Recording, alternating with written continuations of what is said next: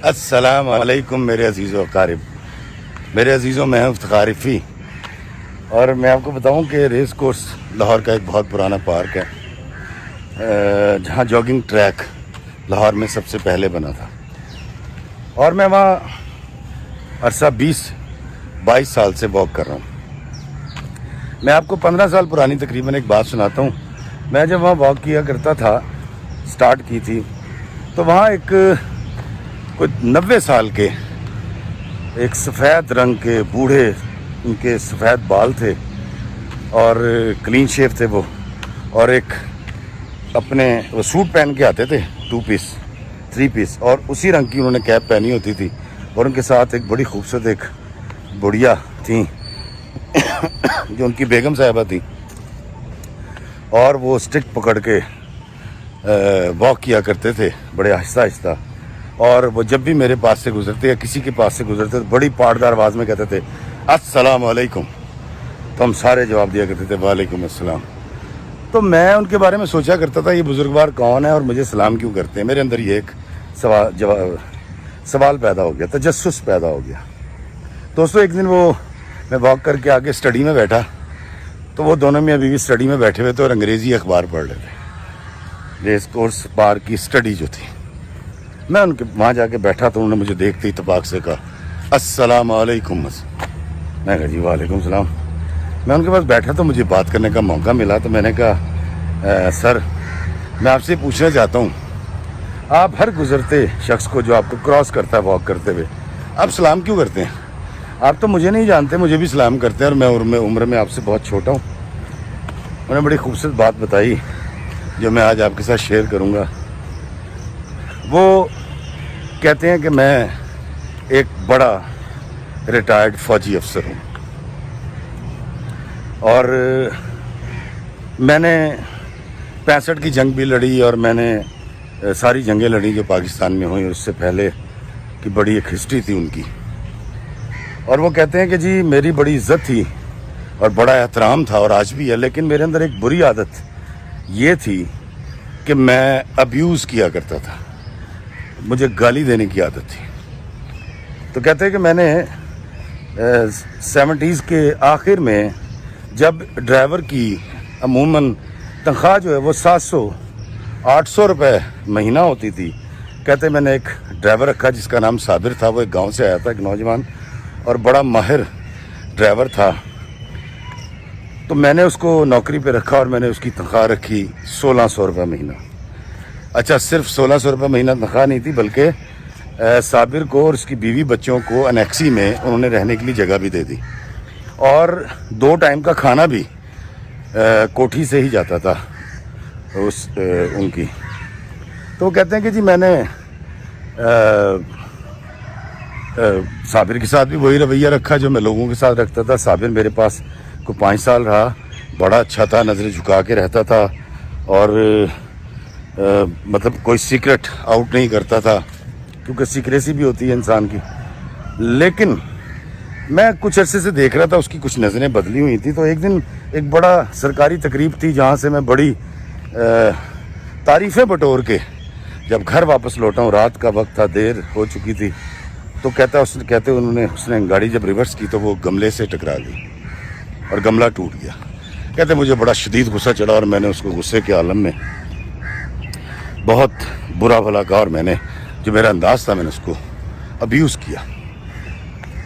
کہتے صابر نے 2 بار مجھے کہا صاحب جی گالی نہ دیں، خدا دا واسطہ گال نہ کڈو، لیکن میرا غصہ تیش عروج پہ تھا۔ میرا یہ جوانی کا بھی پیک ٹائم تھا، اور میرا یہ کریئر کا بھی پیک ٹائم تھا۔ تو کہتے جی میں نے اس کو بڑا برا بھلا کہا، اور اس نے میرے آگے چابی کی۔ انہوں نے کہا صاحب جی آپ دوسرے ڈرائیور کا بندوبست کر لیں، اور میں آپ کے ساتھ کام نہیں کر سکتا۔ کہتے میں نے سوچا کہ بکواس کر رہا ہے، اتنی آسائشیں، اتنی تنخواہ اس کو کہاں ملنے والی ہے، یہ تو اس دور کی 18ویں اسکیل کے افسر کی تنخواہ بھی نہیں تھی اتنی۔ تو کہتے میں نے اس کو کہا دفع ہو جاؤ، اور یہ وہ چلا گیا۔ کہتے میں جا کے سو گیا، اور مجھے امید تھی کہ صبح ہوگی، یہ آئے گا اور آ کر مجھ سے سوری کرے گا اور معاملات ختم ہو جائیں گے، کیونکہ میں ہمیشہ گالی جو ہے وہ دل سے نہیں دیا کرتا تھا. میں تو بڑے مان تران سے گالی دیتا تھا اور مجھے بڑا یہ یقین تھا کہ میں جو گالی دیتا ہوں یہ میں بڑے اپنے لوگوں کو دیتا ہوں, اپنوں کو. تو کہتی صبح کو جب میں اٹھا اور میں نے کہا جی صابر کو بلاؤ, تو پتہ یہ چلا کہ صابر تو رات کو ہی کسی وقت ریڈی لایا تھا, سامان اس نے اس کے پر لادا اور چلا گیا. کہتے میں بڑا حیران تھا یہ کیسے ممکن ہے, اتنی بڑی تنخواہ اتنی سائشیں چھوڑ کے وہ کیسے جا سکتا ہے. اس کو افسران سے تحفے بھی مل جایا کرتے تھے اور وہ جہاز میں بھی سفر کر لیا کرتا تھا میرے ساتھ کئی بار. کہتے میں نے پتہ کروایا تو مجھے کوئی مہینے بعد پتہ چلا وہ دھرم پورے کے پاس کسی جگہ پر رہتا ہے. کہتے میں اور میری بیگم صاحبہ ہم گاڑیاں بیٹھے وہاں پہنچے. صابر کی بیوی نے اتفاق سے استقبال کیا. تھوڑی دیر بعد صابر بھی آ گیا اور بڑا خوش ہوا اور اس نے ہمیں چارپائی پہ بٹھایا, چائے پلائی. تو میں نے اس سے کہا کہ تو نوکری کیوں چھوڑ کے آ گیا؟ اس نے کہا صاحب جی وہ بس جانے دیں. اس نے کہا نہیں مجھے بتاؤ تم نے نوکری کیوں چھوڑی ہے؟ انہوں نے کہا جی آپ گالی دیتے ہیں جو مجھ سے برداشت نہیں ہوتی. اس نے کہا بے وقوف تو نہیں ہے تم جانتے ہو کہ میں گالی کس کو دیتا ہوں؟ میں ہمیشہ گالی اس کو دیتا ہوں یا برا بلا اس کو کہتا ہوں جس کو میں اپنا سمجھتا ہوں. تو صابر نے کہا کہ بہو جی اگر آپ اپنوں کو گالیاں دیتے ہیں تو پھر آپ مجھے غیر سمجھیں. مجھے گالی اچھی نہیں لگتی.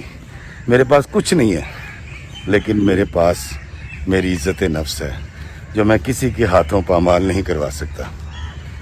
کہتے میں بڑا حیران ہوا. میں نے کہا یہ پاگل آدمی ہے, اس کا دماغ سیدھا ہو جائے گا جب یہ بھوکا مرے گا. تو میں نے اس سے پوچھا نوکری کیا کرے؟ اس نے کہا بہو جی کوئی نوکری نہیں ملی ابھی تک, تو ابھی دیکھتے ہیں اللہ جس طرف لے جائے گا وہاں چلے جائیں گے. تو کہتے میں نے اس سے کہا کہ اچھا تم ایک کام کرو, تم واپس آؤ نوکری پہ, یہ سامان سارا باندھ کے کھا رہا ہو اور میں تمہاری تنخواہ 2000 روپے مہینہ کر دیتا ہوں.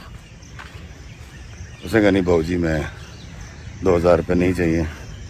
آپ مجھ سے یہ وعدہ کر لیں کہ آپ مجھے گالی نہیں دیں گے, ڈانٹیں گے نہیں, تو آپ مجھے نا 800 روپے مہینہ میری تنخواہ کر دیں لیکن مجھے میری عزت لوٹا دیں جو مجھے میرے اللہ نے اور سوسائٹی نے دے رکھی ہے.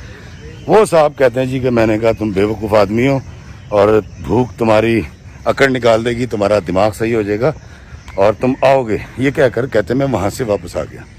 کہتے جب 10-15 دن صابر نہیں لوٹا تو میں نے گاڑی نکالی اور میں وہاں پہنچا تو پتہ چلا کہ صابر تو 5-6 دن پہلے اپنا سامان کسی ٹرک پہ لاد کے نامعلوم منزل کی طرف جا چکا ہے. کہتے اس کے بعد میں نے جب اپنے دائیں بائیں نظر دوڑائی اور میں نے اپنے کچھ سبارڈینیٹ سے اور اپنے ساتھ کام کرنے والے چھوٹے لوگوں سے یا رشتہ داروں سے میں نے جب پوچھا کہ سچ سچ بتانا کہ میں نے صابر کے ساتھ زیادتی کی, تو سب نے کہا ہاں جی بالکل زیادتی کی. اور کچھ لوگوں کا یہ بھی کہنا تھا کہ ہم آپ کو کہتے نہیں ہیں جو صابر کہہ گیا, اور ہمیں بھی آپ کی گالی اور اس طرح بات کرنا اس طرح ڈانٹنا اچھا نہیں لگتا. دوستو وہ بزرگوار ان کی آنکھوں میں گلیر تھی اور وہ کہتے ہیں کہ میں پچھلے 40 سال سے بلکہ 50 سال سے صابر کو ڈھونڈتا پھر رہا ہوں, اور میرے ارد گرد جتنے بھی صابر تھے جو میرے رشتہ داروں کی شکل میں تھے, سبارڈینیٹ تھے, ہمسائے تھے یا راہگیر تھے, میں تمام کی عزت نفس کا بہت خیال کرتا ہوں. اور مجھے یہ بات بڑی اچھی طرح سمجھ آ گئی ہے کہ انسان کو عزت چاہیے, احترام چاہیے, توقیر چاہیے. تو بیٹا اس لیے میں جب بھی تمہارے پاس سے گزرتا ہوں تو میں تمہیں سلام کر کے جاتا ہوں, اور اگر تمہیں کہیں صابر ملے تو تم اس سے کہنا کہ جو میں اس وقت نہیں کہہ سکا اب کہتا ہوں, میں تم سے معافی کا خواستگار ہوں. وہ بزرگ چلے گئے دوستوں, ان کو تو ان کا صابر نہ مل پایا, لیکن مجھے یہ بڑا احساس ہوا اور میں نے کھوجنا شروع کیا کہ میرے ارد گرد کتنے صابر موجود ہیں جن کی عزت نفس میں پامال کرتا ہوں, اور یہ کہہ کر کہ یار میں تو گال انہوں کٹنا وا جنہوں میں اپنا سمجھنا وا, تو افتخار فی تو غیر سمجھ لے گال نہ کٹ. تو اللہ تعالیٰ مجھے اپنے گرد گرد کے صابروں کی عزت, توقیر اور تکریم کرنے کی توفیق عطا فرمائے, کیونکہ آقا دو جہاں سرکار مدینہ کا فرمان ہے کہ انسان کا دل دکھانا سب سے بڑا گناہ ہے.